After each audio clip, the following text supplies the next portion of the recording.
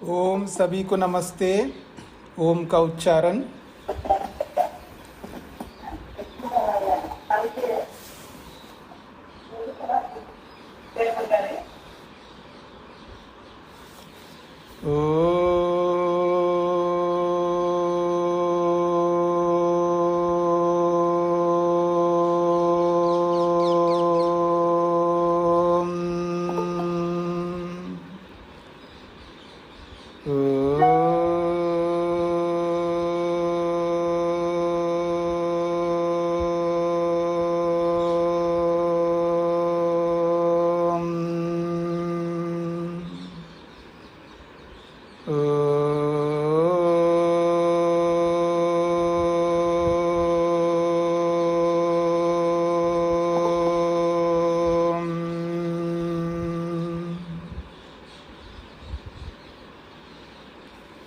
वेदांत दर्शन के प्रथम अध्याय के तीसरे पाद के 26वें सूत्र तक विचार किया है।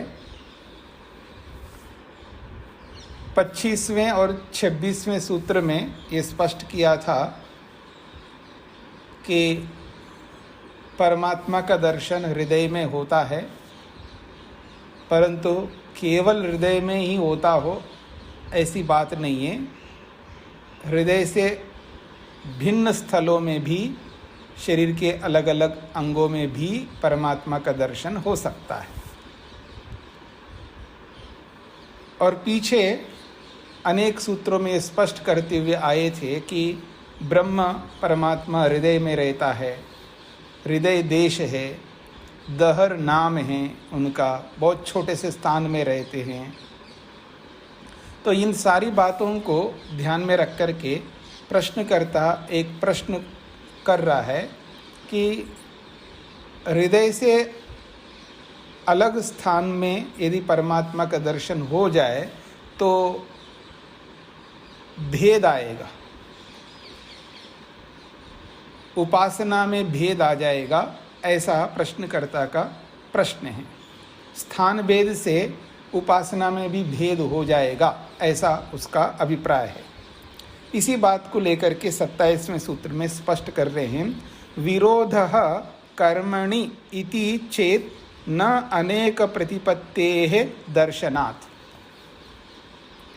विरोधः कर्मणि इति चेत न अनेक प्रतिपत्तेः दर्शनात्। कर्मणि विरोधः इति चेत एक वाक्य के रूप में देखेंगे तो कर्मणि विरोधा इति चेत, उपासना कर्म में विरोध आएगा यदि ऐसा कहे तो। नहीं आ सकता है। क्यों? अनेक प्रतिपत्ते है दर्शनात्। प्रतिपत्ति कहते हैं सिद्धि को, तो अनेक गुणों की सिद्धि, अनेक परमात्मा के शक्तियों की सिद्धि देखा जाता है। अलग अलग उनके गुण हैं, अलग अलग उनके कर्म हैं, तो उपासना रूपी कर्म में कोई विरोध नहीं आएगा, ये यहाँ पर अभिप्राय है। एक बार भाष्य को देखिए, फिर समझने का प्रयत्न करते हैं। हृदयाद अन्यत्र अपि यदि उपासनम क्रियेत तदा कर्मणि ब्रह्मचिंतन कर्मणि किं वा परमात्म स्वरूप उपासना कर्मणि विरोध प्रसज्येत। प्रश्नकर्ता कहता है, हृदयात् अन्यत्रापि, हृदय से भिन्न स्थानों में यदि उपासनम क्रियेता, परमात्मा की उपासना यदि कोई करता है, तदा उस स्थिति में कर्मणि, कर्म में अर्थात ब्रह्म चिंतन कर्मणि, ब्रह्म का जो चिंतन व्यक्ति ध्यान में करता है, उस ब्रह्मचिंतन रूपी कर्म में, अथवा यूँ भी कह सकते परमात्मा स्वरूप उपासना कर्मणि, परमात्मा के स्वरूप को लेकर के जो उपासना रूपी जो कर्म करता है, उस कर्म में विरोध प्रसज्येता, विरोध आएगा। ये तो ये देश भेदात उपासना भेद प्रसक्ष्यते, क्योंकि देश भेद से उपासना में भी भेद हो जाएगा। पहले तो आपने ये कहा था हृदय में रहता है, छोटे स्थान में रहता है, तो हृदय से अलग स्थान में अगर आप मानोगे तो फिर स्थान भेद होने से उपासना में भी भेद आ जाएगा, ऐसा उस प्रश्नकर्ता के मन में है। इति चेत कश्चन कथयेत, यदि कोई व्यक्ति कहे ऐसा, तर्हि तब तो नैव कथनीयम, वो नहीं कहना चाहिए उसे। क्यों? कुतः? क्यों? अनेक गुण कर्मणाम सिद्धि शक्ति ही तत्र परमात्मनि दृश्यते। अनेक गुण और कर्मों की सिद्धि उस परमात्मा में देखी जाती है, या अनेक शक्तियाँ उस परमात्मा में विराजमान है। कैसे पता लगता है? तो ज्ञानी भी ध्यानी भी शास्त्रेषु च, जो ईश्वर को जानने वाले ज्ञानी लोग हैं या जो ईश्वर का ध्यान करने वाले जो योगी लोग हैं, अथवा जो शास्त्र है, शास्त्रों में भी यही कहा है और योगी लोग भी यही कहते हैं, परमात्मा के तो अनंत गुण हैं और उसके अनंत कर्म हैं। यदि स्थान को लेकर के परमात्मा की कोई उपासना करे और कोई दूसरा व्यक्ति अथवा वही व्यक्ति कभी उसके आनंद को लेकर के उपासना करे या उसकी रक्षा को लेकर के, उसके न्याय को लेकर के कोई उपासना करे, क्या आपत्ति आएगी? कोई आपत्ति नहीं आएगी, भले स्थान बदल जाए। स्थान बदलने से उपासना में कोई भेद नहीं आएगा। क्यों शंका कर रहे हो आप? स्थान बदलने से उपासना में भेद क्यों आएगा? क्योंकि परमात्मा के अनेक गुण कर्म स्वभाव है ना। किसी एक गुण को लेकर के यदि हृदय में वो उपासना करता है तो दूसरे स्थान में भी वो यदि उपासना करेगा उसी गुण को लेकर के भी कर सकता है या अलग अलग गुण को लेकर के भी कर सकता। अर्थात उसको दहर नाम मान करके, यदि कोई व्यक्ति दहर नाम मान करके, छोटे स्थान में रहने वाला परमात्मा मान करके, अथवा उसको हृदय में रहने वाला मान करके यदि उपासना करता है, अगर वो स्थान बदल जाएगा तो बदलने दो स्थान, क्या फर्क पड़ेगा? उसके बहुत सारे गुण हैं। दहर नाम से ही उपासना करे ऐसे कोई ज़रूरी नहीं है ना। उसके किसी भी नाम को लेकर के भी उपासना कर सकता है, और ऐसा करने से उपासना रूपी कर्म में कोई भेद नहीं आएगा। कहते हैं शास्त्रों में भी परमात्मा की विभिन्न प्रकार की शक्तियाँ, गुण बताए गए हैं। जैसे कि कहा जा रहा है, परा अस्य शक्तिर विविधा एव श्रूयते स्वाभाविकी ज्ञान बल क्रिया च। श्वेताश्वतर का ये प्रसिद्ध वाक्य है। अस्य पराशक्ति, इस परमात्मा की जो उत्कृष्ट, पराशक्ति का मतलब है परा उत्कृष्ट, शक्ति सामर्थ्य, इस परमात्मा का जो उत्कृष्ट सामर्थ्य है, उत्कृष्ट शक्ति है, वो एक प्रकार की नहीं, विविधा एव श्रूयते, वो अलग अलग प्रकार की शक्तियाँ हैं परमात्मा में। क्यों? स्वाभाविकी ज्ञान बल क्रिया च, उसके अंदर स्वाभाविक रूप से उसके अंदर अनंत ज्ञान है, अनंत बल है, अनंत प्रकार के कर्म वो करता है। ये तो स्वभाव है परमात्मा के, इसलिए उसके अनंत गुण, अनंत कर्म, अनंत स्वभाव है, इसमें कोई आपत्ति आएगी नहीं। अतच यथा गुण तथा नाम, जैसे जैसे उसके गुण होते हैं वैसे वैसे उसके नाम भी हैं। जैसा कि भू पुना तो शिरसी, परमात्मा को प्राण प्रदाता, प्राण स्वरूप, प्राणों से भी प्यारा, प्राणों को देने वाले हैं, इसलिए उसको भू बोला है। भुव पुना तो नेत्र हो, भुव उसको इसलिए बोला है दुख विनाशक है, दुख हरता है, उपासकों के समस्त दुखों को दूर करने वाला, इसलिए उसको भुवा कहा है। स्व पुना तो कंठे, उसको आनंद स्वरूप बोला है स्व शब्द से, मह शब्द से महान बोला है। तो उसके अलग अलग गुण हैं, उसके अलग अलग स्वभाव हैं। किसी भी गुण को लेकर के उपासना रूपी कर्म कर सकता है तो कोई अंतर आएगा नहीं, कोई विरोध नहीं आएगा, ये इसका अभिप्राय है। और मैं उपासना रूपी कर्म ऐसा बोल रहा हूँ मैं, तो आपके मन में आ रहा हो, किसी के मन में उपासना भी बोला जा रहा है और कर्म भी बोला जा रहा है, क्योंकि तीन अलग अलग चीज़ें हैं, ज्ञान, कर्म, उपासना। यदि उपासना को भी आप कर्म कहोगे तो फिर कर्म क्या होगा, उपासना क्या होगी? फिर उपासना कोई अलग होगी नहीं। यदि दोनों को कर्म मानेंगे तो दो ही चीज़ हो जाएंगे, ज्ञान और कर्म। फिर उपासना को अलग क्यों बोला जा रहा है? ये आपके मन में आ सकता है। तो देखिए, वास्तव में तीनों अलग अलग है। ज्ञान अलग है, कर्म अलग है, उपासना अलग है। तो क्या आप उपासना करते हैं? उपासना का एक्चुअल मीनिंग क्या है? उपासना का एक्चुअल वास्तविक अर्थ है ईश्वर के आनंद का अनुभव करना, ईश्वर के ज्ञान का अनुभव करना, ईश्वर के सामर्थ्य, जो भी जिसको लेकर के हम समाधि करते हैं उसको अनुभव करना। अनुभव करना का अर्थ है उसका उपभोग करना, उस फल को प्राप्त करना, सुख रूपी या उसके ज्ञान रूपी, उसके सामर्थ्य रूपी फल को महसूस करना, अनुभव करना, यानी ईश्वर के गुणों को भोगना। ये मोटे अर्थ में अगर मैं बोलूं, मोटे तौर पर भोगना ये उपासना है। वो अलग है, और कर्म अलग है, और ज्ञान अलग है। और हम भोगते तो है ही नहीं है, उस भोग के लिए हम कर्म करते हैं, मेहनत करते हैं। हम वास्तव में उपासना, हम का मतलब जो समाधि नहीं लगाता है वो वास्तव में उपासना नहीं करता है, उपासना के लिए कर्म करता है। मेरी बातों को समझना। जैसे ध्यान करता है तो ध्यान एक प्रकार से वो कर्म ही है। वो ध्यान किससे कर रहा है? मन से कर रहा है, तो मानसिक कर्म हो जाएगा वो। कर्म कैसे होगा? तो वो मन से विचार कर रहा है ना, चिंतन करता है ना। तत्र प्रत्यय एकतानता ध्यानम, ये ध्यान की परिभाषा है।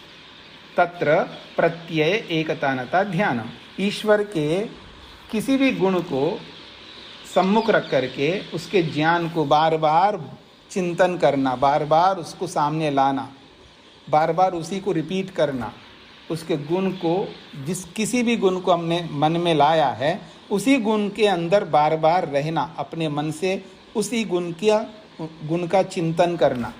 तो ये तो कर्म है, मन से जो किया जा रहा है। हम उस गुण को अनुभव प्रत्यक्ष होगा तभी करेंगे ना। जब समाधि लगेगी तभी तो उस गुण का अनुभव भोग करेंगे, उपभोग करेंगे। समाधि तो लगी नहीं है, प्रत्यक्ष तो हुआ नहीं है, अभी तो चिंतन चल रहा है, चिंतन रूपी ध्यान चल रहा है, इसलिए वो कर्म ही है। पर उसकी परिणति उपासना रूपी जो सुख है या उसका जो अनुभव है, उस अनुभव के लिए वो कर्म होने से मोटे तौर पर उपासना बोल दिया जाता है। हाँ जी, आज आपने अपनी उपासना की है, आज आपने उपासना नहीं की है, ऐसा जो बोला जाता है, या मैंने उपासना की है ऐसा जो बोला जाता है, ये मोटे तौर पर बोला जाता है। वास्तविक में उपासना नहीं है, उपासना के लिए हम कर्म करते हैं। और जिस दिन समाधि लगेगी उसी दिन हमारी उपासना प्रारंभ होगी। उससे पहले उस उपासना के लिए हम लोग कर्म कर रहे हैं। इसलिए यहाँ पर बोला जा रहा है कि उपासना रूपी कर्म, परमात्मा स्वरूप उपासना कर्मणि, परमात्मा के स्वरूप का जो उपासना रूपी जो हम कर्म कर रहे हैं उस कर्म में विरोध कोई नहीं आएगा, ये इसका अभिप्राय है। तो विरोध कर्मणि इति चेत न अनेक प्रतिपत्तेः दर्शनात्, सूत्रार्थ लिखिएगा। हृदय से अन्य स्थान में उपासना करने पर, हृदय से अन्य स्थान में उपासना करने पर, हृदय से अन्य स्थान में उपासना करने पर उपासना रूपी कर्म में विरोध आएगा। उपासना रूपी कर्म में विरोध आएगा।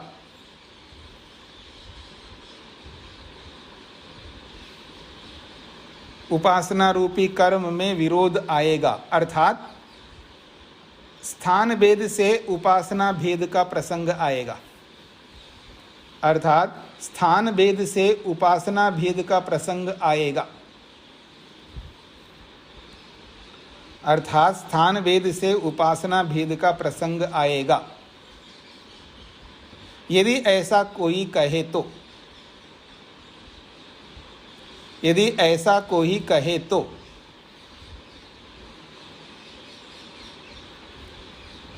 नहीं कह सकते।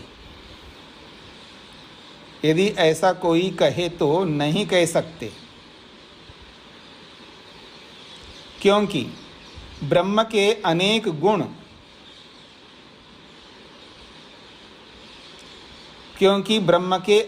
गुण व शक्तियों के देखा जाने से, क्योंकि ब्रह्म के अनेक गुण व शक्तियों के देखा जाने से कोई विरोध नहीं आएगा,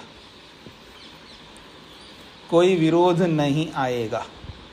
स्वामी जी एक बार सारा रिपीट कर दो।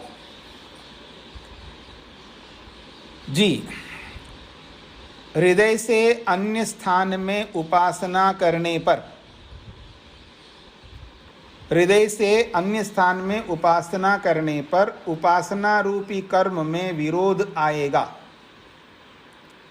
अर्थात स्थान भेद से उपासना भेद का प्रसंग आएगा। यदि ऐसा कोई कहे तो नहीं कह सकते, क्योंकि स्वामी जी जरा धीरे, अर्थात स्थान भेद पर। अच्छा, दोबारा बोलता हूं जी। हृदय से अन्य स्थान में उपासना करने पर, उपासना, आप बोलेंगे नहीं, सुनेंगे ध्यान से। हृदय से अन्य स्थान में उपासना करने पर उपासना रूपी कर्म में विरोध आएगा। अर्थात स्थान भेद से उपासना भेद का प्रसंग आएगा।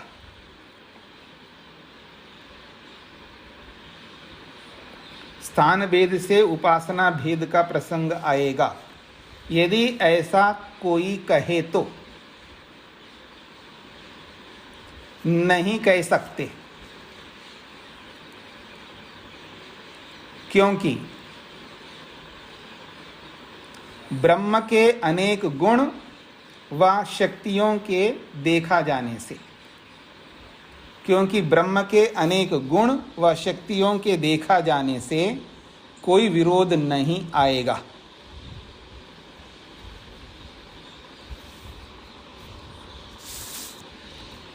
हाँ जी, आगे बढ़ते हैं।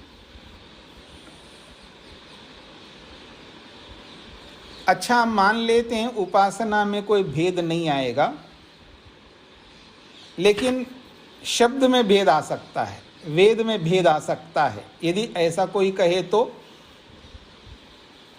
कहते हैं शब्द इति चेत न अतः प्रभवात् प्रत्यक्ष अनुमानाभ्याम। शब्द इति चेत न अतः प्रभवात् प्रत्यक्षानुमानाभ्याम। थोड़ा सूत्र को अलग अलग करके देखें तो शब्दे इति चेत न अतः प्रभवात् प्रत्यक्ष अनुमानाभ्याम। शब्दे इति चेत न अतः प्रभवात् प्रत्यक्ष अनुमानाभ्याम। शब्द कहते हैं शब्द प्रमाण, वेद। तो शब्दे इति चेत करते हैं शब्द प्रमाण रूपी वेद में भेद आएगा, विरोध आएगा। 27वें सूत्र से विरोध शब्द को यहाँ पर जोड़ सकते हैं अनुवृत्ति के रूप में। तो शब्दे विरोधा इति चेत, ऐसा अर्थ निकलेगा। शब्दे विरोधा इति चेत, शब्द प्रमाण रूपी वेद में विरोध आएगा। यदि ऐसा कहे तो नहीं आ सकता विरोध। क्यों? अतः प्रभवात्, ये जो वेद रूपी शब्द प्रमाण है ये उसी परमात्मा से ही तो प्रभवात् प्रकट होता है। जब उपासना में भेद नहीं आएगा, अर्थात ईश्वर में कोई भेद आएगा नहीं, उपासना ईश्वर की है, तो उपासना में भी भेद नहीं आएगा, तो वेद में भेद क्यों आएगा? वो वेद भी तो परमात्मा से प्रकट होता है। तो इसलिए कह रहे हैं शब्दे विरोधा इति चेत, शब्द प्रमाण रूपी वेद में विरोध आएगा। यदि ऐसा कोई कहे तो नहीं आ सकता। क्यों? अतः प्रभवात, उसी परमात्मा से, अतः का मतलब है परमात्मा से ही वेद प्रभवात, प्रकट होने से। ये बात कैसे पता लगता है वेद परमात्मा से प्रकट होता है? तो कहा प्रत्यक्ष अनुमानाभ्याम, प्रत्यक्ष और अनुमान से सिद्ध होता है। इस कारण से तो प्रत्यक्ष से साक्षात वेद को लिया है और अनुमान से स्मृति को ले लिया। यानी वेद और स्मृति ये दोनों यही कहते हैं कि वेद परमात्मा से प्रकट हुए हैं। वेद भी बोलता है और स्मृतियाँ भी बोलती हैं कि वेद परमात्मा से प्रकट हुए हैं, इसलिए कोई विरोध नहीं आएगा। भाष्य को देखिएगा। शब्दे इति चेत मा भूत कर्मणि विरोध किंतु शब्दे विरोधस्तु भवति इति चेत उच्चेता। माँ भूत कर्मणि विरोधा, ठीक है, उपासना रूपी कर्म में कोई भेद ना आए, मान लेते हैं आपकी बात को, किंतु शब्दे विरोधस्तु भवति, शब्द प्रमाण रूपी वेद में तो विरोध आएगा। यदि ऐसा कहे तो तर्री, ऐसी स्थिति में न वक्तव्यम, नहीं कह सकते। क्यों? ये तो ये शब्दस्तु वेद, शब्द तो वेद है, शब्द प्रमाण तो वास्तव में वेद ही तो है ना। ये तो ही शब्दस्तु वेद, शब्द तो वेद है। तो खलु अतः परमात्मन सकाशादेव प्रभवति, खलु का मतलब निश्चित रूप से, अतः, अतः का मतलब परमात्मा, परमात्मनः सकाशाद एव, परमात्मा से ही ये वेद प्रभवति, प्रकट होता है। तस्मिन् वेदे भिन्न भिन्नानि यानि नामानि तस्य परमात्मनः, और उस वेद में अलग अलग जितने भी नाम हैं, तस्मिन् वेदे, उस वेद में भिन्न भिन्नानि यानि नामानि, जितने भी भिन्न भिन्न अलग अलग नाम हैं, तस्य परमात्मनः, उसी परमात्मा के तो है वो अलग अलग नाम। दहर बोलो, आकाश बोलो, आनंद बोलो, सूर्य बोलो, चंद्र बोलो, कितने नाम है परमात्मा के, अनंत नाम है। तो अलग अलग भिन्न भिन्न नाम उसी परमात्मा के तो है। तानी तो कर्मानुरूपानी, और वो सारे के सारे रूप, वासना रूपी कर्म में विरोध आएगा, अर्थात स्थान भेद पर। माता जी, अच्छा चलिए। तो कहते हैं कर्मानुरूपानी तानी, और वो सारे के सारे नाम जो है वो कर्म के अनुरूप ही तो हैं। जितने भी वेद में परमात्मा के नाम आए हैं वो सारे के सारे नाम परमात्मा के कर्मों को ध्यान में रख करके तो आए हैं, क्योंकि नाम कर्म के अनुसार होता है। कर्मानि च अनंतानि, और कर्म कितने हैं परमात्मा के? अनंत कर्म हैं। तस्मात् नामानि अपि अनंतानि, इसलिए उसके नाम भी अनंत हैं। कैसे पता चलेगा? वेद से पता चलेगा। देखिए वेद क्या कहता है, विष्णोर्नु कम वीर्यानि प्रवोचम। ये ऋग्वेद का एक प्रसिद्ध मंत्र है, उसका एक टुकड़ा दिया यहाँ पर। विष्णोः नु कम वीर्याणि प्रवोचम। विष्णु परमात्मा को कहते हैं, परमपिता परमात्मा के नु का अर्थ होता है निश्चित रूप से अथवा प्रसंग के अनुसार शीघ्र रूप से। तो यहाँ निश्चित रूप से भी ले सकते हैं नु का अर्थ। तो विष्णु के निश्चित रूप से बहुत सारे कर्म हैं। कम, उसको सुख स्वरूप भी कहते हैं, कम का मतलब सुख। और वीर्यानि, उसके अलग अलग सामर्थ्य हैं परमात्मा के, संसार को बनाने का सामर्थ्य, पालन करने का सामर्थ्य, विनाश करने का सामर्थ्य, कर्म फलों को देने का सामर्थ्य, ऐसे बहुत सारे वीर्य है। वीर्य का मतलब है सामर्थ्य। तो विष्णु के निश्चित रूप से बहुत सारे वीर्य, कर्म, उसके सामर्थ्य और उसका सुख, उसको लेकर के प्रवोचम, बता दूं क्या आपको मैं, ऐसा योगी हम सब लोगों के लिए बोल रहे हैं। वेद योगी की ओर से साक्षात दृष्टा परमात्मा को जो दर्शन करता है, ऐसे व्यक्ति की ओर से ये बोला जा रहा है। प्रवोचम जो है ये क्रियापद है। प्रवोचम का मतलब बता दूं। अब बता दूं ये बोलने वाला मैं हूँ, अर्थात जो साक्षात करने वाला व्यक्ति, योगी व्यक्ति। तो योगी कहता है क्या मैं उस परमात्मा के विशिष्ट वीर्यों को, सामर्थ्यों को, उसके सुख को लेकर के आपको प्रवोचम बता दूं? ये मंत्र का अंश कहता है। तत्र तस्य नाम प्रदर्शकस्य शब्दस्य वेदस्य तथा परमात्म सकाशात प्रभो अस्ति। कहते हैं तत्र तस्य नाम प्रदर्शकस्य शब्दस्य वेदस्य, ये जो शब्द प्रमाण रूपी जो वेद है, उस वेद के अंदर नाम प्रदर्शक, अलग अलग नामों को दिखाता हुआ ये जो कहा जा रहा है विष्णु के नाम से, ऐसे अलग अलग नाम है वेद में। तथा परमात्मा सकाशाद प्रभवः अस्ति, उस वेद की उत्पत्ति या उस वेद का प्रकटीकरण भी उसी परमात्मा से हुआ है। ये बात कथम जायते, कैसे पता लगे हमें कि वेद परमात्मा से ही प्रकट होते हैं? ये बात हमें कैसे पता लगेगा? ये प्रश्नकर्ता की ओर से प्रश्न है। तो कहते हैं, उत्तर दे रहे हैं, प्रत्यक्ष अनुमानाभ्याम, प्रत्यक्ष और अनुमान से स्पष्ट है। प्रत्यक्षम श्रुति अनुमानम स्मृति, यहाँ स्पष्ट किया, प्रत्यक्ष शब्द से श्रुति अर्थ लिया है और अनुमान शब्द से स्मृति अर्थ लिया है। तो श्रुति और स्मृति इन दोनों से सिद्ध होती है बात। जैसे श्रुति का उदाहरण दे रहे हैं, श्रुति कहते हैं वेद को, तो तस्मात् यज्ञा सर्वहुत ऋचः सामानि जज्जिरे, छंदांसि जज्जिरे, ऐसा यजुर्वेद में भी मंत्र आता है, ऋग्वेद में तो है ही है। तो यहाँ ऋग्वेद का प्रमाण दिया है, तस्मात् यज्ञात् सर्वहुतः ऋचः सामानि जज्जिरे। इस मंत्र में चारों वेदों को लेकर के बोला है। तो तस्मात् यज्ञात, उसी यज्ञ रूपी परमात्मा से, पंचमी विभक्ति में देखिए, तस्मात् यज्ञात, उसी यज्ञ रूपी परमात्मा से। और एक विशेषण दिया है सर्वहुतः,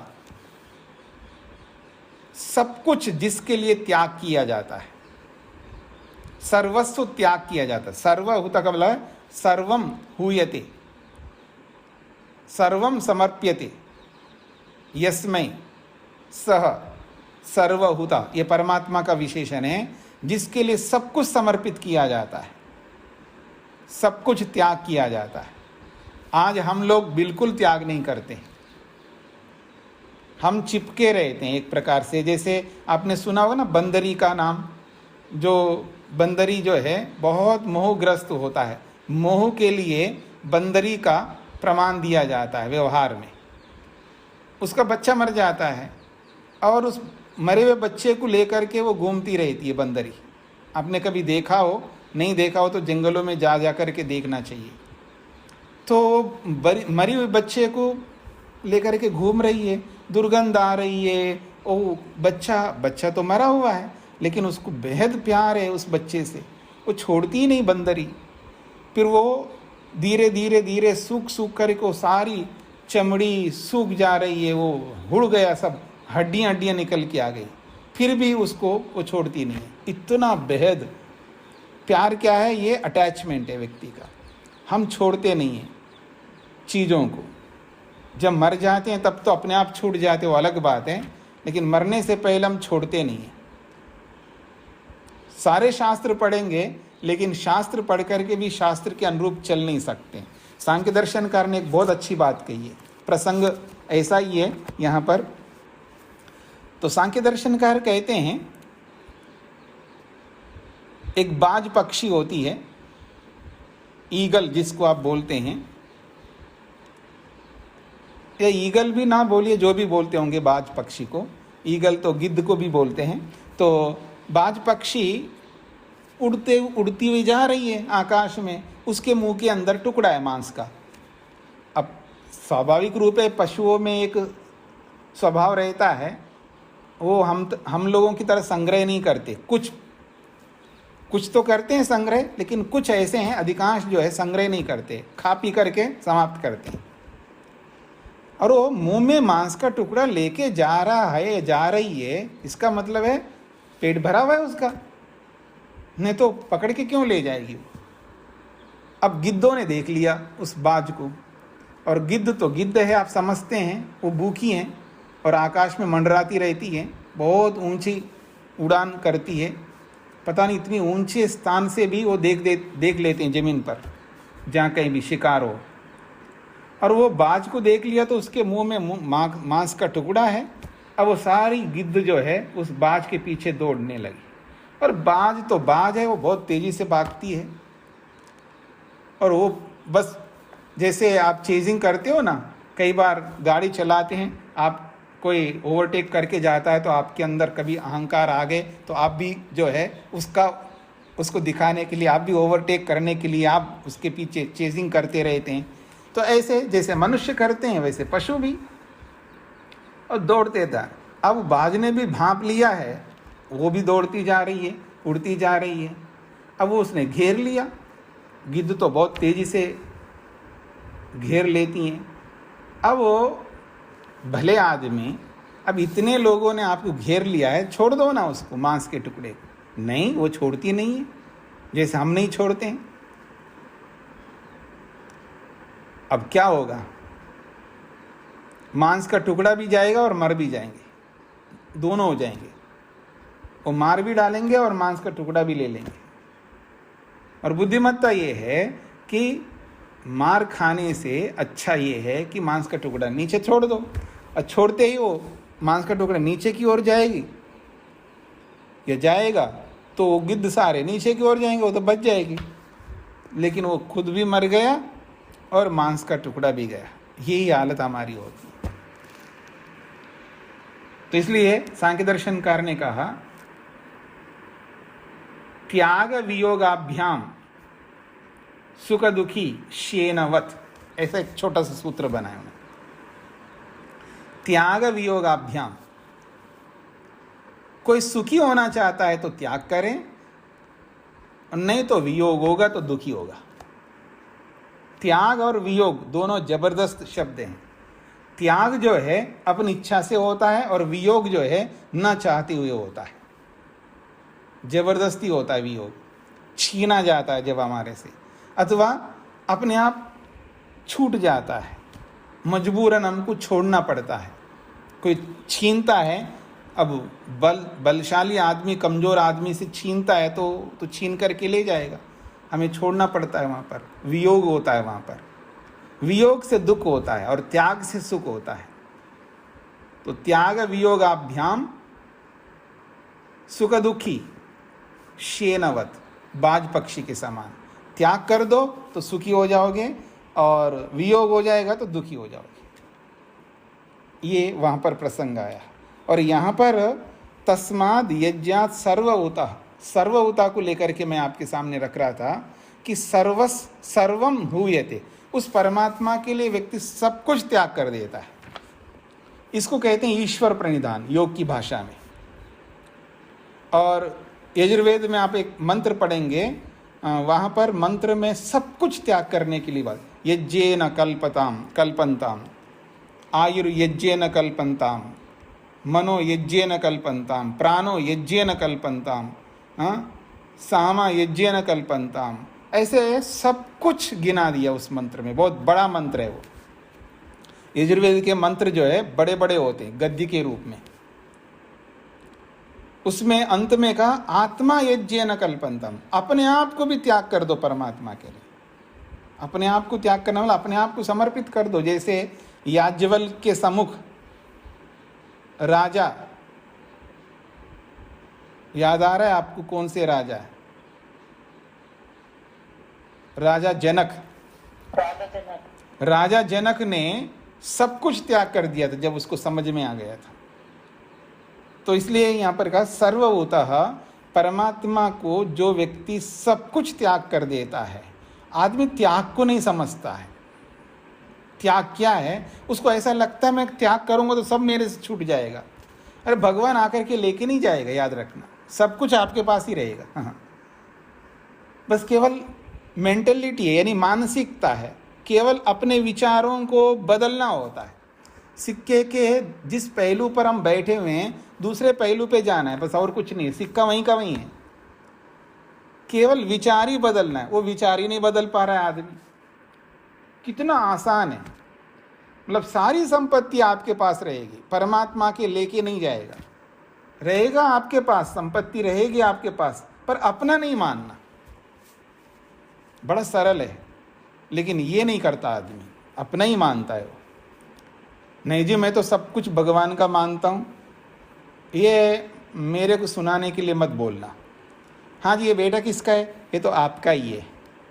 कभी भूल से मेरे सामने बोलना नहीं है ऐसा। हाँ मैं तो उठा के ले आऊँगा यहाँ पर गुरुकुल में। ये आपका, ये पोता आपका नहीं, आपका ही है जी पोता, ये पोती आपकी ही है, ये गाड़ी ये आपकी है, ये मकान आपका ही है। ऐसे बोलते हैं जैसे कि वास्तव में ये आदमी बड़ा त्यागी है। और कोई को बोले सब भगवान का है। जब आपका नहीं है भगवान का है, अगर आप मानते हो, क्या पहचान है भगवान का और आप अपना नहीं मानते हो और भगवान का मानते हो, तो कैसे मानूं मैं आपकी बात को? ऐसे मान सकते हैं। अगर उसमें टूट फूट हो गया, उसमें कमी आ गई, उसकी हानि हो गई, आपको दुख नहीं होगा। यह है पहचान, समझ लीजिएगा। अगर आपने इस शरीर को भी भगवान का मान लिया, जिस घर में आप रहे थे उस घर को भी भगवान का मान लिया, जो आपने संपत्ति इकट्ठी की है उसको भी भगवान का मान लिया, सब भगवान का मान लिया, तो आपको दुख बिल्कुल नहीं होगा, क्योंकि आपका तो है ही नहीं है।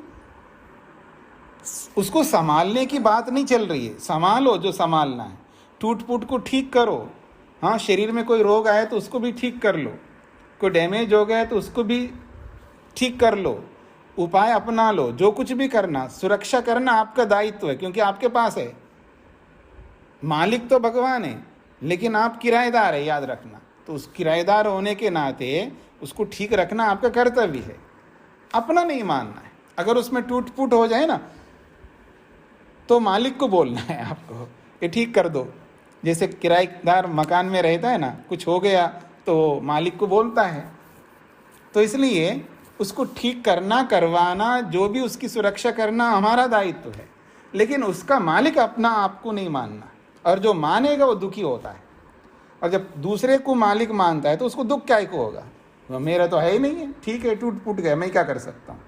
ठीक है अब सुधार कर सकता हूँ, उसका उपाय अपना सकता हूँ, जो भी क्षतिपूर्ति जो होना है वो कर लूँगा, पर दुखी नहीं होगा, क्योंकि अपना तो है ही नहीं है। फिर काय को दुखी होना, काय को परेशान होना, किस बात का टेंशन लेना? बस यही परमात्मा का मानना है। इसलिए ऐसा करके योगाभ्यासी ईश्वर प्रणिधान करता है, वो सब कुछ त्याग करता है। जो सब कुछ त्याग किया जाता है परमात्मा के लिए, ऐसे परमात्मा को सर्वभूतः कहते हैं। और उस सर्वभूत परमात्मा, यज्ञरूपी परमात्मा से ही ऋचः ऋग्वेद, सामानी सामवेद और यजुर्वेद और अथर्वेद आदि वो पूरा मंत्र है, ये सब यज्ञरे प्रकट होते हैं। उसी यज्ञरूपी सर्वभूत परमात्मा से, ये सब पंचमी विभक्ति में, ऋग्वेद यजुर्वेद सामवेद आदि चारों वेद यज्ञरे प्रकट होते हैं। और स्मृति भी कह रही है, स्मृति खलु अपि, स्मृति भी क्या कह रही है? अग्नि वायु रविभ्यस्तु त्रयं ब्रह्म सनातनम दुदोह यज्ञ सिद्ध्यर्थम ऋग यजुः सामलक्षणम। ये मनुस्मृति का है श्लोक। कहते हैं यज्ञ सिद्ध्यर्थम, यज्ञ सिद्धि के लिए हम यज्ञ कर रहे हैं, याद रखना। हम सब लोग जो है यज्ञ ही कर रहे हैं, जीवन यज्ञ कर रहे हैं हम लोग। जीवन रूपी यज्ञ को सिद्ध करना है। जीवन का जो प्रयोजन है, धर्म अर्थ काम और मोक्ष, जो मनुष्य का प्रयोजन है, उस प्रयोजन को सिद्ध करने के लिए यज्ञ सिद्ध्यर्थम, तो मनुष्य रूपी प्रयोजन को सिद्ध करने के लिए ऋगु यजु साम लक्षणम, क्योंकि त्रयी विद्या कहलाती है। ऋग यजु साम अर्थात ज्ञान कर्म उपासना रूपी, ये जो ऋग जो है ज्ञान का प्रतीक है, यजु कर्म का प्रतीक है और साम उपासना का प्रतीक है। इसलिए विद्या तो तीन ही है, इसलिए तीनों को लेकर के स्मृतिकार ने बोला है ऋग यजु साम लक्षणम। ऋग यजु और साम लक्षण वाला सनातनम, बहुत पुराना, जो नित्य है। क्या है? ब्रह्म यानी वेद। और वो कैसा है? त्रयम, तीन प्रकार की विद्या से युक्त ब्रह्म। ब्रह्म का अर्थ यहाँ वेद है। त्रयम ब्रह्म सनातनम, सनातनम का अर्थात बहुत पुराना, बहुत पुराना अर्थात नित्य। सनातनम शब्द का अर्थ है नित्य। तो ये जो त्रयी विद्या, ऋग यजु साम रूपी जो त्रयी विद्या रूपी जो ब्रह्म वेद है, ये नित्य है।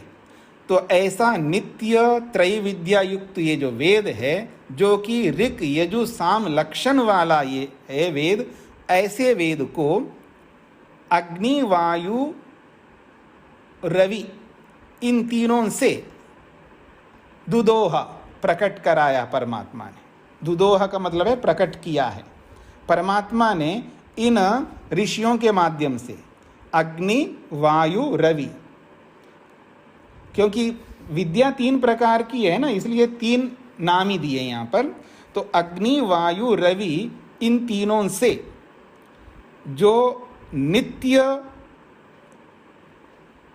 त्रयी विद्या रूपी वेद को यज्ञ सिद्ध्यर्थम, यज्ञ की सिद्धि के लिए, जीवन रूपी प्रयोजन रूपी यज्ञ की सिद्धि के लिए ऋग यजु साम लक्षण वाला ये जो त्रयी विद्या रूपी वेद को दुदोहा प्रकट किया है परमात्मा ने। उनके माध्यम से हम सबके लिए संसार में इन ज्ञान कर्म उपासना रूपी त्रयी विद्या को दुदोहा प्रकट किया है। तो स्मृति भी यही कह रही है कि वेद परमात्मा के माध्यम से उत्पन्न हुए या प्रकट हुए हैं, या परमात्मा ने ऋषियों के माध्यम से प्रकट किया है। और साक्षात वेद भी कहता है कि उसी परमात्मा से ये सारे वेद प्रकट हुए हैं। तो इसलिए शब्द प्रमाण में भी कोई विरोध नहीं आएगा, ये इसका अभिप्राय है। सूत्रार्थ लिखिएगा। शब्द प्रमाण रूपी वेद में, शब्द प्रमाण रूपी वेद में, शब्द प्रमाण रूपी वेद में विरोध आएगा यदि ऐसा कहे तो। शब्द प्रमाण रूपी वेद में विरोध आएगा यदि ऐसा कहे तो।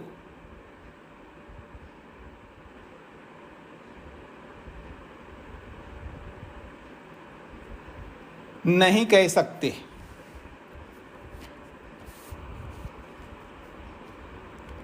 नहीं कह सकते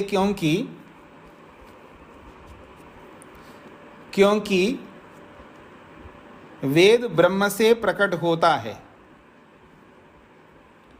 क्योंकि वेद ब्रह्म से प्रकट होता है।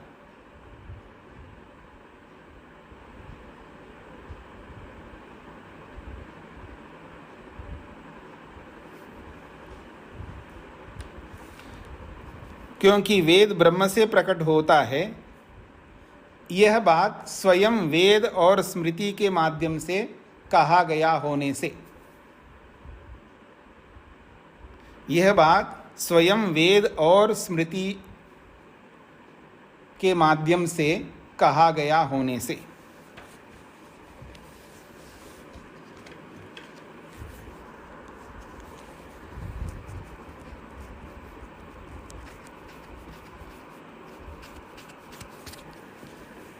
यह बात स्वयं वेद और स्मृति के माध्यम से कहा गया होने से।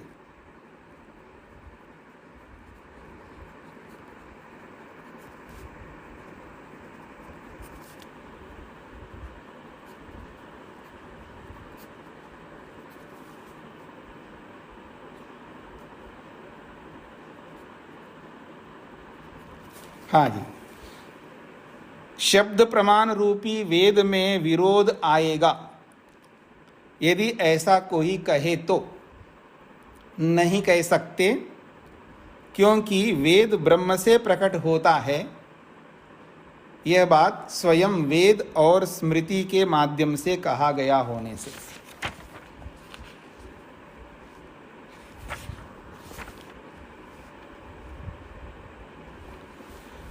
अतएव च नित्यत्व, परमात्मा से ही वेद प्रकट होता है, परमात्मा नित्य है तो वेद भी नित्य है, इसलिए वेद की नित्यता है। कह रहे हैं अतएव च नित्यत्वम, च का मतलब और, अतएव इसीलिए, अतएव का मतलब है इसीलिए, नित्यत्वम वेद की नित्यता है। अतो हेतो एव यतः तस्य उत्पत्ति परमात्मना सकाशात् जाता तस्मादेव शब्दे वेदे नित्यत्वं परमात्म कर्मानुरूपस्य नाम विधानस्य सिद्ध्यति नहीं विरोधा इति। कहा जा रहा है अतः हेतु एव, इसी हेतु से, इसी कारण से। किस कारण से? यतः, क्योंकि तस्य उत्पत्ति परमात्मना सका जाता, उस वेदों की उत्पत्ति परमात्मा से ही हुई है। उत्पत्ति का मतलब है प्रकट होना, उस परमात्मा से ही वेद प्रकट हुए हैं। तस्मात्, इसलिए शब्दे अर्थात वेदे नित्यत्वम, वेद में नित्यता है या वेद की नित्यता है। परमात्मा कर्मानुरूपस्य नाम विधानस्य सिद्ध्यति, और परमात्मा के कर्मों के अनुरूप ही नामों का विधान है वेद में, उसकी भी सिद्धि होती है। जैसे जैसे परमात्मा के नाम हैं और उन नामों के अनुरूप ही उसके कर्म हैं और उसके कर्मों के अनुरूप ही नाम हैं, तो परमात्मा के कर्मों के अनुरूप ही वेद में अलग अलग नाम हैं परमात्मा के। वो सर्वव्यापक है, वो सर्वशक्तिमान है, जो भी हम उसके नाम सुनते हैं वो सारे के सारे नाम उस परमात्मा के कर्मों के अनुरूप ही है।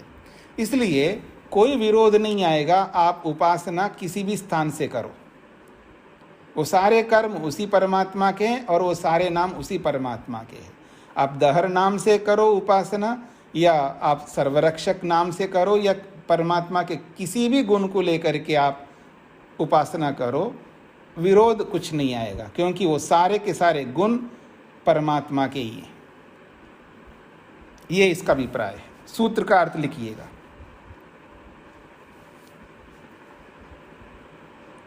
जिस कारण से वेद ब्रह्म से प्रकट होता है, या ऐसा भी लिख सकते हैं, जिस कारण वेद ब्रह्म से प्रकट हुए हैं, जिस कारण वेद ब्रह्म से प्रकट हुए हैं, जिस कारण वेद ब्रह्म से प्रकट हुए हैं,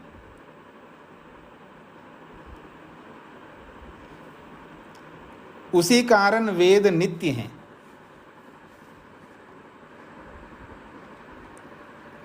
उसी कारण वेद नित्य हैं। जिस कारण वेद ब्रह्म से प्रकट हुए हैं, उसी कारण वेद नित्य हैं। ब्रह्म के कर्मों के अनुरूप ही, ब्रह्म के कर्मों के अनुरूप ही, ब्रह्म के कर्मों के अनुरूप ही उपासना का विधान होने से, ब्रह्म के कर्मों के अनुरूप ही उपासना का विधान होने से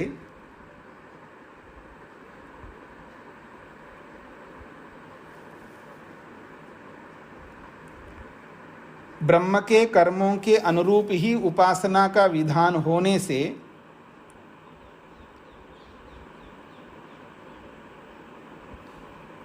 स्थान भेद से उपासना में कोई विरोध नहीं आएगा। स्थान भेद से उपासना में कोई विरोध नहीं आएगा। स्थान भेद से उपासना में कोई विरोध नहीं आएगा।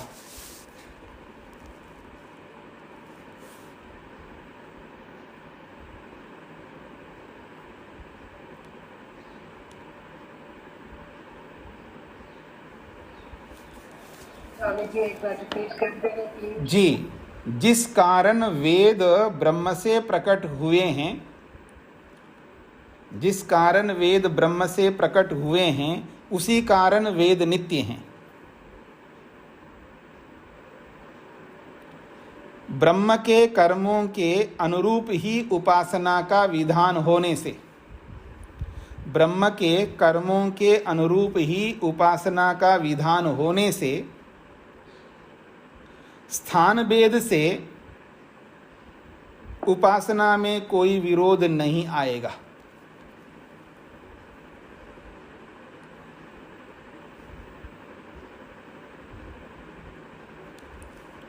हाँ जी, अगला एक सूत्र है, इस प्रसंग को पूरा करते हैं। अविरोधे अन्यो हेतु, कोई विरोध नहीं आएगा।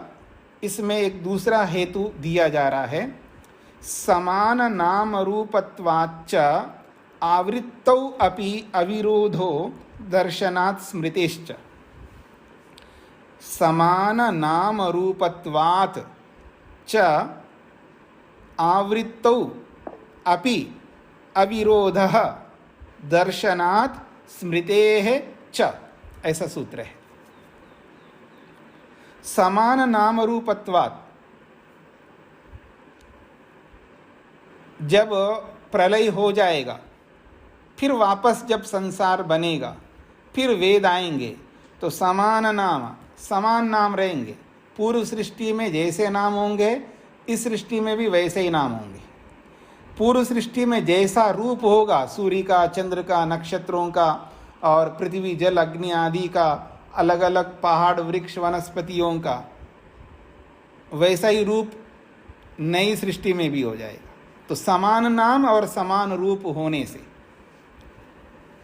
आवृत्तो अपि अविरोधा, जितनी बार आवृत्ति हो जाए संसार की तो भी कोई विरोध नहीं आएगा, क्योंकि समान होंगे। और ऐसा ही दर्शनात्, ऐसा ही देखा जाता है शास्त्रों में और स्मृति में भी, दर्शनों में, वेद में भी और स्मृतियों में भी ऐसा ही देखा जाता है। जैसे उसके नाम और उसके रूप होते हैं इस सृष्टि में, वैसा ही अगली सृष्टि में भी होंगे। हर सृष्टि में वैसा ही होगा। ये वेद भी बोलता है और स्मृति भी बोलती है। तो देखिएगा, एक बार इसको समझ लीजिएगा। शब्दस्य शब्द प्रमाणस्य वेदस्य नाम रूप समानत्वाच्च यत् प्रतिसर्गम आवृत्तो अपि खलु ऋगु यजु सामर्थ्य ऋगु यजु साम अथर्व नाम्नः तत्र मंत्राणाम इयत्ताख्यस्य रूपस्य च समानत्वात् नित्यत्वं वेदस्य सिद्ध्यति।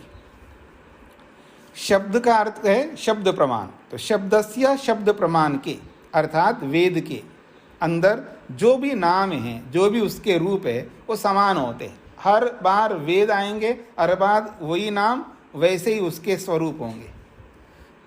यत् की प्रतिसर्गम, प्रत्येक सर्ग में अर्थात प्रत्येक सृष्टि में, आवृत्तो अपि, बार बार उनकी आवृत्ति होने पर भी, किनकी? ऋगु यजु साम अथर्व नामना, ऋग्वेद के रूप में, यजुर्वेद के रूप में, साम और अथर्ववेद के रूप में ही उनकी आवृत्ति होती है। तत्र मंत्राणाम इयत्ताख्यस्य रूपस्य च, मंत्रों की इयत्ता भी है। मंत्र इतने ही होंगे जितने आज हैं। मंत्राणाम इयत्ताख्यस्य का मतलब है मंत्रों की संख्या निश्चित रहेगी और उनका रूप भी वैसा ही रहेगा। वैसा रूप का मतलब है, जैसे कोई आपको यूँ बता दूं, 2 पंक्तियों वाला मंत्र है या अमुक छंद वाला मंत्र है, जो भी आज जैसे जिस रूप में है तो उसी रूप में रहेंगे और उसमें जो भी तत्व है उनका जो जो स्वरूप है वो वैसा ही रहेगा। तो कहते हैं समानत्वात् नित्यत्वं वेदस्य सिद्ध्यति। तो हर सृष्टि में मंत्रों की संख्या, मंत्रों का स्वरूप या पदार्थों का स्वरूप समान होने से वेद की नित्यता की सिद्धि होती है। दृश्यते ही वेदे प्रतिसर्गम नाम रूप समानत्वलिंगम। और वेद में भी स्पष्ट ये देखा जाता है कि नाम भी और उसके स्वरूप भी समान है, उसका लक्षण भी देख सकते आप। सूर्य चंद्रमसो धाता यथा पूर्वम अकल्पयत।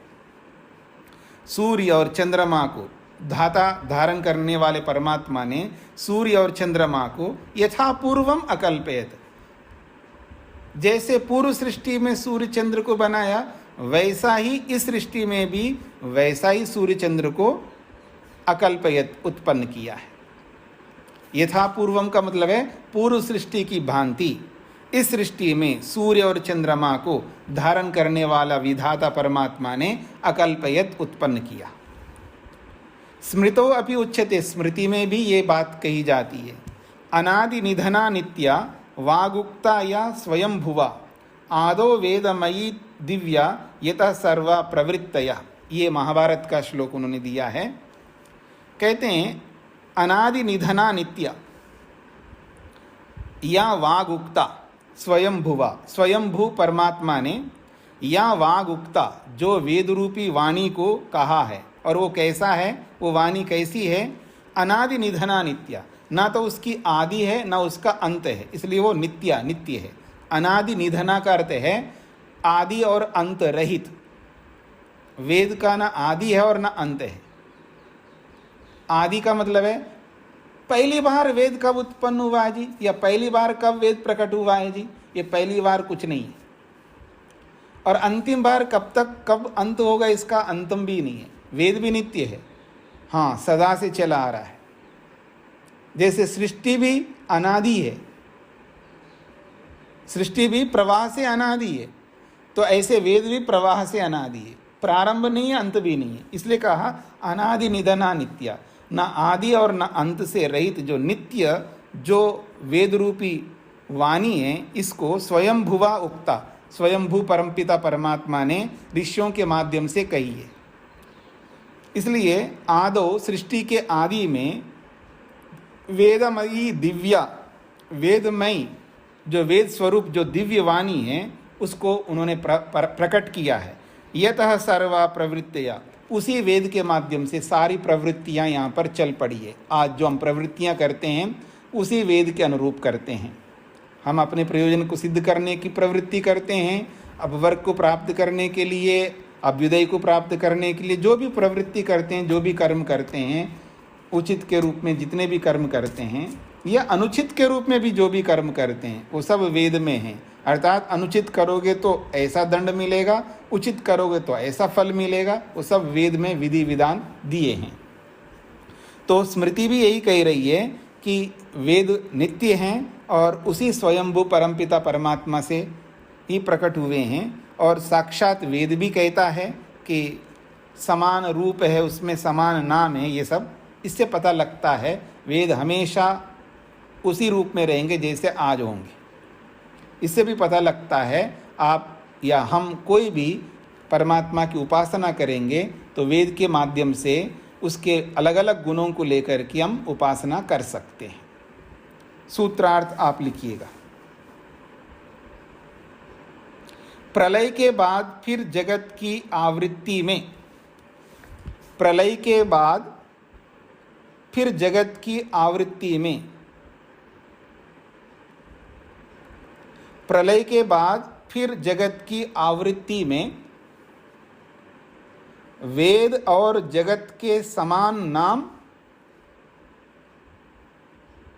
प्रलय के बाद फिर जगत की आवृत्ति में वेद और जगत के समान नाम,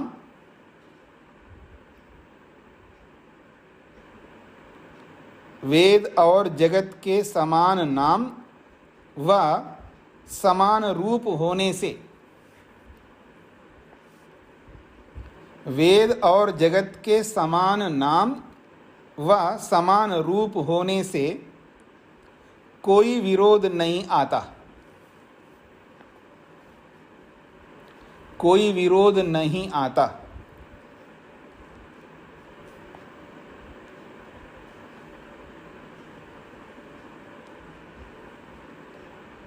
क्योंकि वेद और स्मृति में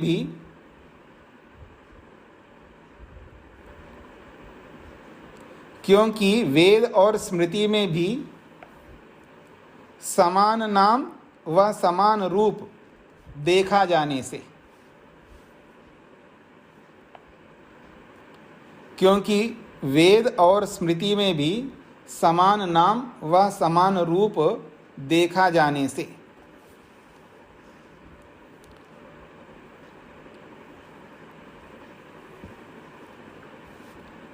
प्रलय के बाद फिर जगत की आवृत्ति में, आवृत्ति कहते हैं उत्पत्ति, प्रलय के बाद फिर जगत की उत्पत्ति होती है दोबारा, तो दोबारा उत्पत्ति ऐसा अर्थ है इसका।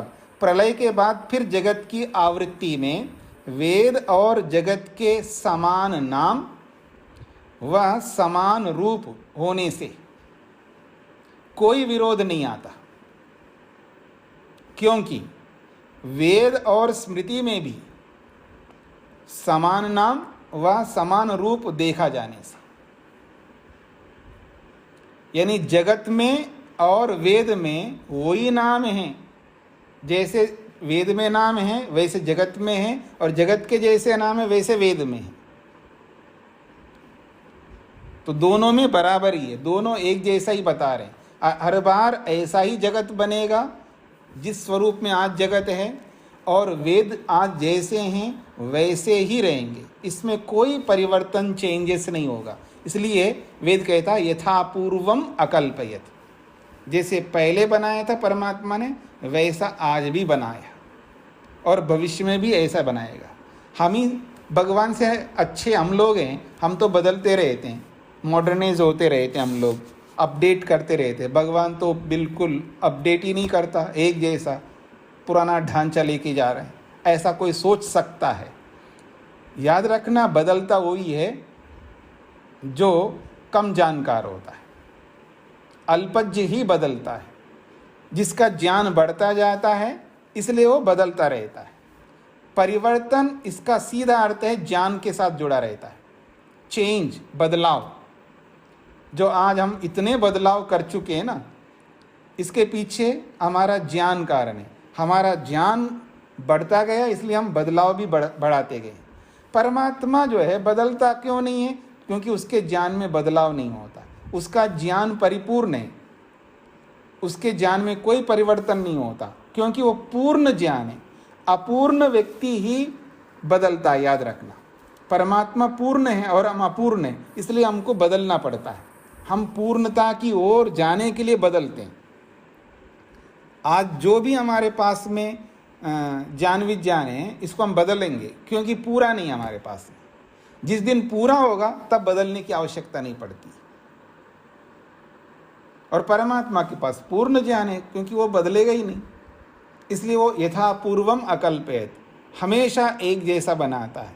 क्योंकि जो भी बनाता है, जो भी उसका वेद है, जो भी उसका स्वरूप है, वो सब परिपूर्ण है, उसमें कोई कमी नहीं है। इसलिए वेद कहता है न कुतश्च नून अकामो धीरो अमृतः स्वयंभु रसेन तृप्ता न कुतश्च नून। परमात्मा में कोई न्यूनता, कोई कमी नहीं है, क्योंकि वो परिपूर्ण है, इसलिए वो बदलता नहीं है। ओम